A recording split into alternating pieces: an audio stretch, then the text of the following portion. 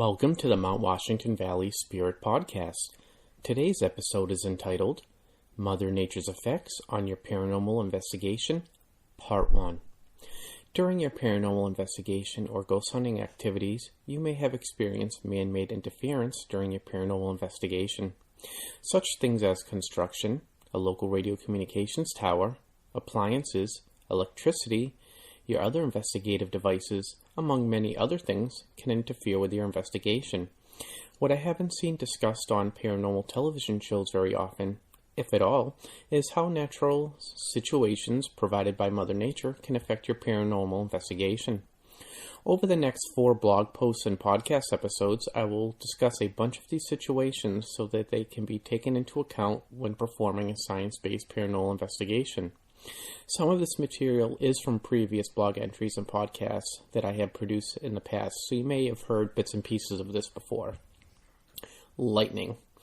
The Oxford Dictionary defines lightning as the occurrence of a natural electric discharge of very short duration and high voltage between a cloud and the ground or within a cloud, accompanied by a bright flash and typically also thunder. In the United States, the power available in a standard electrical outlet is typically 120 volts and 15 amps, unless it is an outlet rated at higher amperage for large appliances. Comparatively, a typical bolt of lightning consists of 3 million volts and 30,000 amps. When a bolt of lightning is created, there is electromagnetic spillover across much of the electromagnetic spectrum, including radio frequencies. Due to this, lightning can cause bursts of loud static noise to appear on audio recordings and cause readings to appear on electromagnetic field readers. The resulting sonic boom, also known as thunder, can also be easily picked up on audio recorders. If the lightning is close by and the reverberations from the thunder can easily cause vibrations in the location of your investigation, setting off motion sensors and seismometers. In addition, the same storm can cause infrasound and Schumann resonances, which can influence your investigation, which brings us to our next topic. Vibroacoustic phenomenon, including infrasound and Schumann resonances. Vibroacoustic phenomenon is a situation where vibration and sound combine and influences physiology. Infrasound is the barely audible, low-frequency sound that humans can't hear. It can be caused by man-made objects and also by natural phenomenon. The ionosphere is a region of the Earth's atmosphere that ranges from 30 to 250 miles above the surface of the Earth. The ionosphere has what is known as an anisotropic current, which means a current that varies in magnitude when measured from a different direction. An example of an anisotropic would be sliding your hand along a beam of wood. If you go with the grain, it will feel much smoother and have less resistance. If you go against the grain of wood, it will feel rougher and have more resistance. The situation is similar with the electrical conductivity of the Earth's ionosphere. It varies with the differentiating direction of conductivity flow.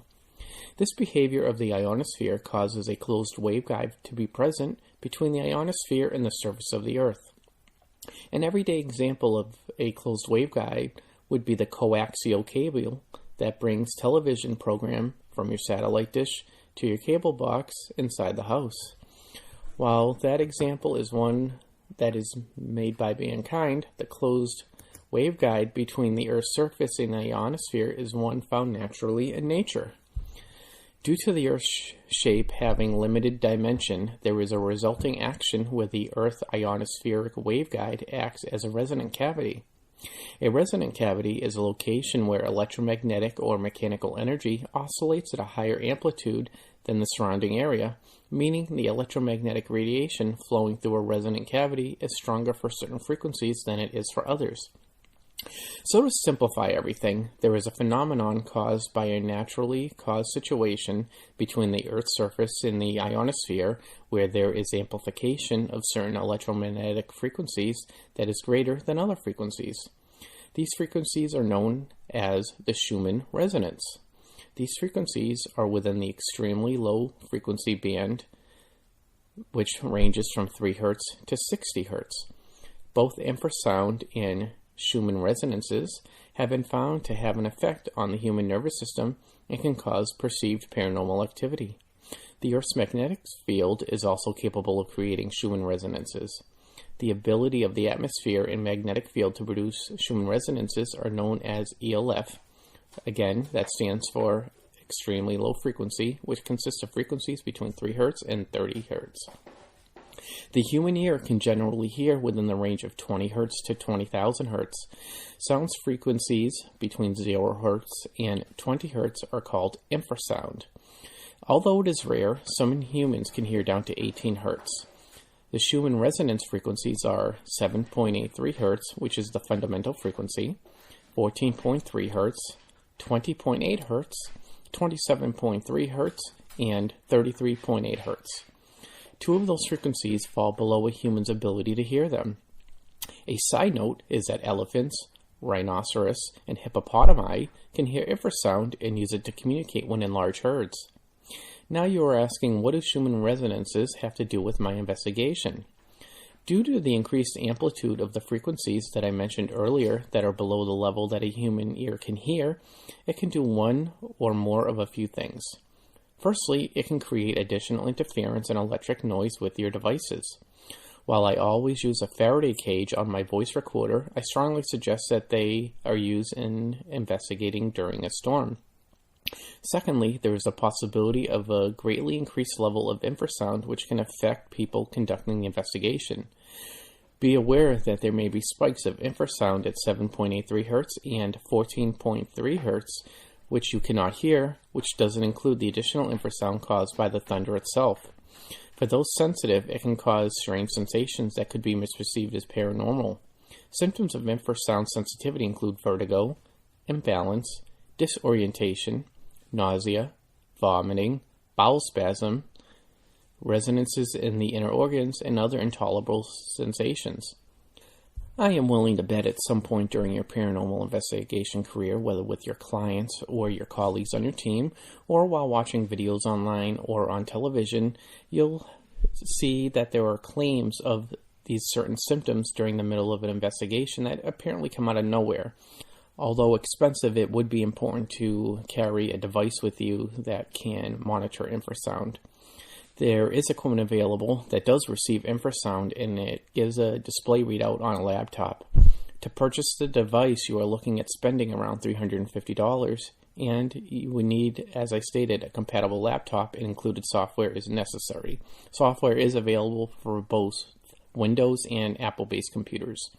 The device does not work by itself without a laptop, unfortunately. However, if found, there isn't really anything that you can do to prevent infrasound and Schumann resonances from interacting with your investigation, but it is extremely important to be aware of them during a paranormal investigation and not mistake the results of them as something paranormal, as you can often see all over the television.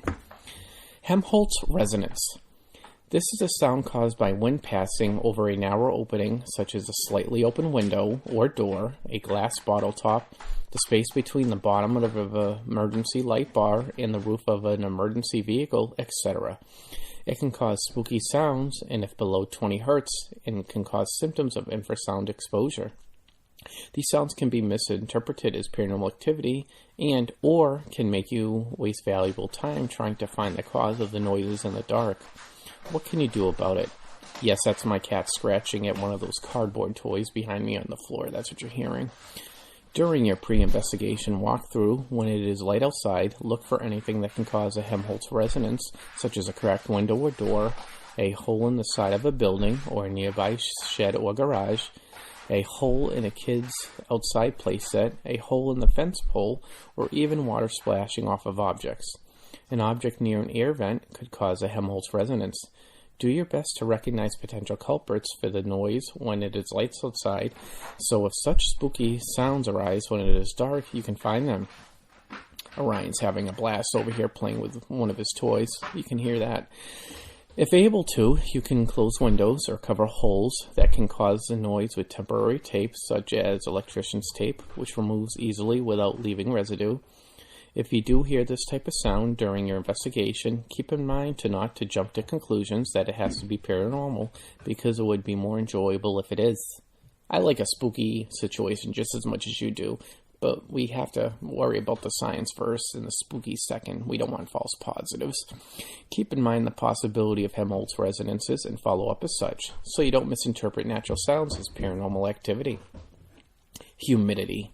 We all know what humidity is. It is the water vapor that is in the atmosphere, or potentially in gas, around us.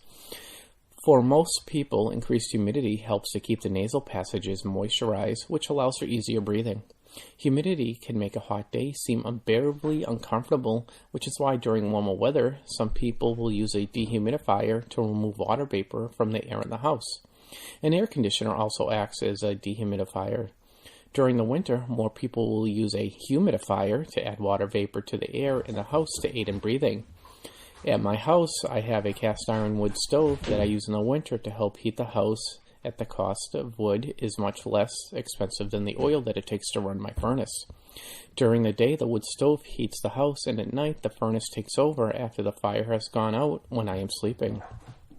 On top of the wood stove, we have a big cast iron pot with large holes in the cover that we keep filled with water, as the heat from the stove evaporates the water and saves us from having to run additional humidifiers to keep the air in the house humidified when the furnace and wood stove naturally dry out the air.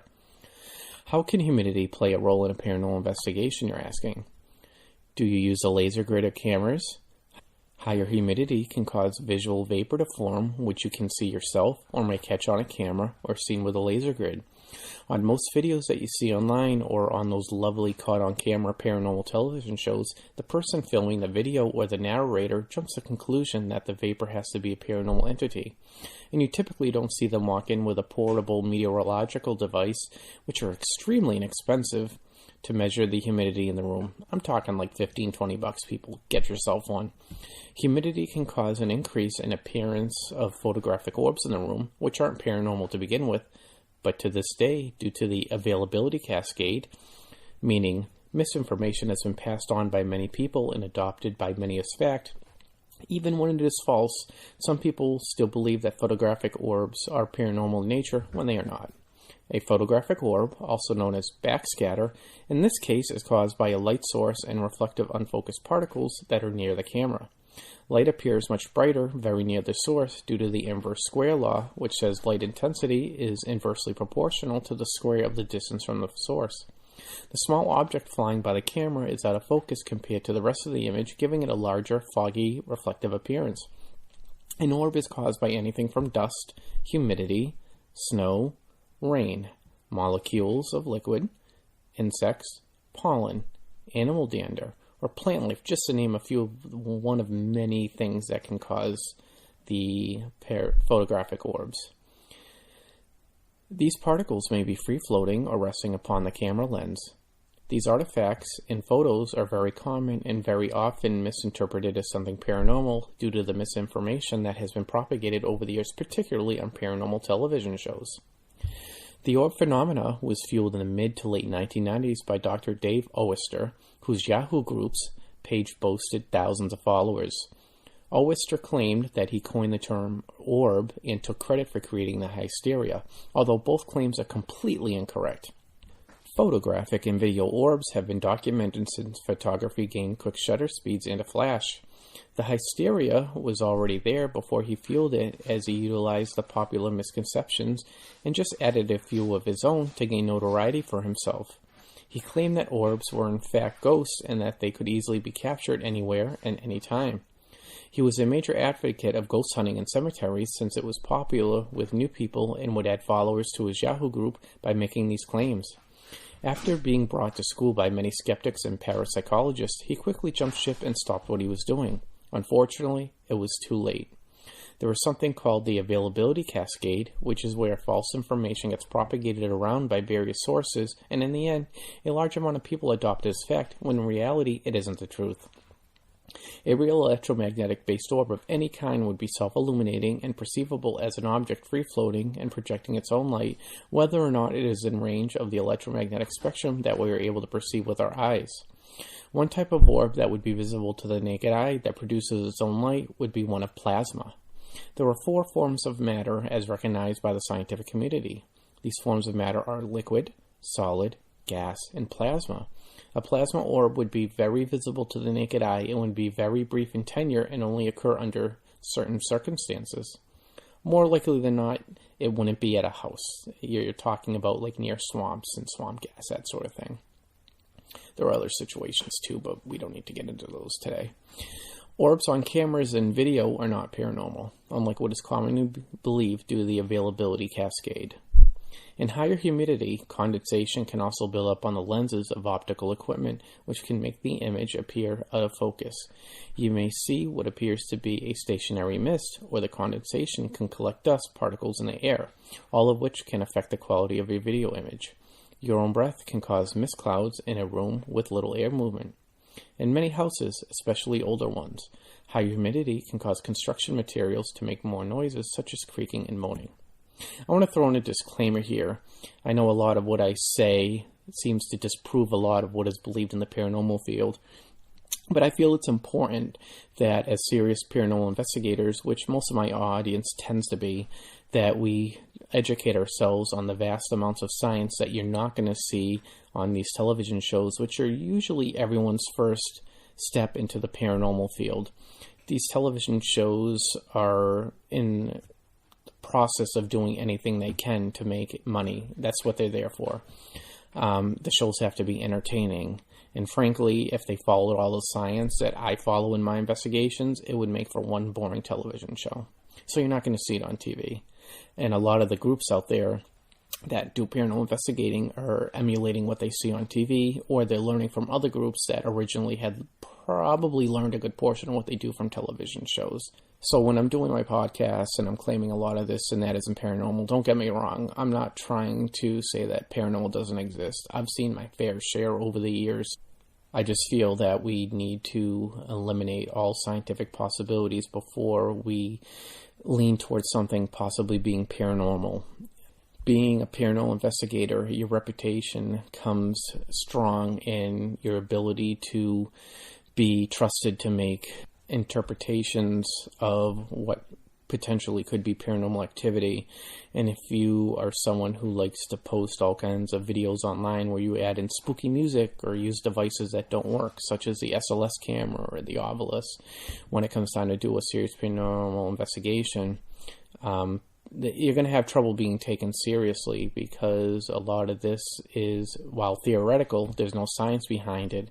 And if you're someone who boasts about such equipment or theories that really don't have any science backing, it's really going to hurt your credibility. So my podcast purpose, as well as the blog, is to try and educate people as much as I can to try and help them in their career to understand the science, to become more knowledgeable. That will end part 1 of this 4-part series. On the next episode, entitled Mother Nature's Effects on Your Paranormal Investigation Part 2, we will discuss other natural situations and phenomena from the cosmos, yes, outer space, that can affect a paranormal investigation. Please visit us online at www.mwvspirit.com, where you can find our social media sites and blog. Thank you for listening to the Mount Washington Valley Spirit Podcast, where we don't like to be normal, we like to be paranormal.